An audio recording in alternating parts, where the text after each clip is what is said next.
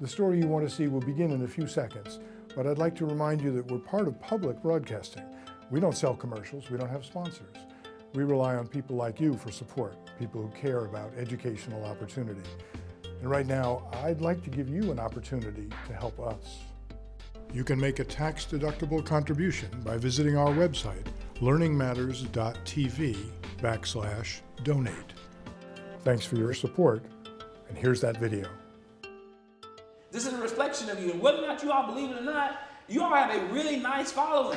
It's January in New Orleans, and this journalism class at Schwarz Academy is choosing a lead article for their school paper. John Edwards' Love Child. Yeah, John Edwards' Love Child, Martin Luther King holiday, Black History Month. But with the New Orleans Saints Super Bowl championship less than 2 weeks away, other topics somehow seem less important.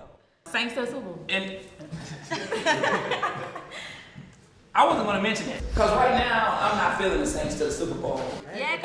This is a new sort of discussion for Schwarz Academy.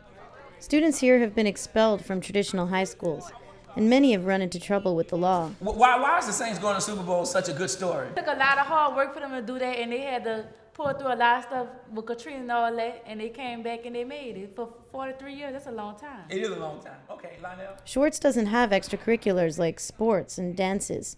But this year, journalism teacher Edmond Donald launched the school paper with the goal of helping students develop a voice. Now we're getting opposing views and who's going to write on it and what type of philosophical slant we're going to take the story. Rashad, talk to me. You and I have been going at it since August, man. These kids are very respectful.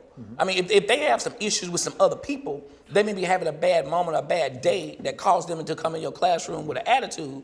But as a teacher, you realize the attitude is not towards you. Don't take it personally. No, you can't take it personal. You can't take it personal. Our job here is to teach and give them respect and just give them life examples. I think these kids learn a lot better when you give them pragmatic approaches to lifelong examples. Talk to them, express yourself. That's what we're doing.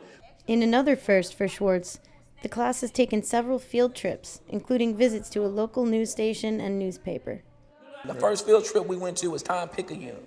And when we went to Times-Picayune, this is when they wanted to beef up their paper. Just lecturing to them, they didn't get it. When I took them out and they were able to have hands-on and exposure, they got it.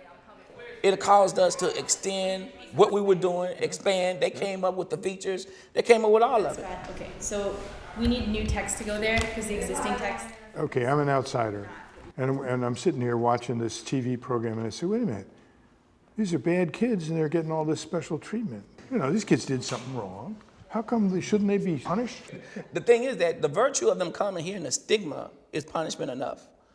If you had to go to where some of these kids wake up every morning and have to get up at 5 o'clock in the morning, and some of them have bullets racing through their room, and some of them have to sit in the bathtub to keep the bullets from hitting them, but yet these kids still find a way to get on that bus and come here. We don't need to beat them over the head anymore. By the time they do an infraction, by the time they go to the hearing, they know what they have done, and a lot of retribution have been coming up on them at that point. So, that's not my job to further, exacerbate the problem when it gets here. Eric, you gonna write a piece? They all realize that they made bad decisions and they're here to correct those decisions. They're writing to rectify the wrongs that they've done. You and I in society, we commit a felony, what happens to us? So where are we standing?